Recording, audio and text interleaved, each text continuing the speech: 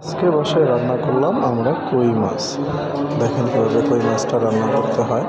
প্রথমে পেঁয়াজ কুচি আর তেল এবং রসুন কুচি দিয়ে ভেজে নিলাম। ভাজার পর আস্তে আস্তে নাড়াচাড়া করলাম। দেখেন কি কালারটা এসেছে, কত সুন্দর কালার। এবং এই যে কই মাছ, এগুলো ভালোভাবে ধুয়ে নিয়েছি, কেটে সুন্দর করে একটু মরিচ ফ্রাই করে নিলাম। দেখেন কালারটা কি সুন্দর এসেছে। এবং একটু পানি দিলাম, এরপর হলুদের গুঁড়ো, মরিচের গুঁড়ো, ধনে পাতার গুঁড়ো, জিরের গুঁড়ো দিয়ে সুন্দর করে ভুনা করে নিলাম। এরপর একটু হালকা পানি দিয়ে জাল দিয়ে নিলাম। এরপর দেখেন মাছগুলো দিয়ে দিলাম। এটা হলো কই মাছ, বিলের কই মাছ। সচরাচর সবগুলো আসলে পাওয়া যায় না। আশা করি রান্নাটা বেশ সুন্দর হবে।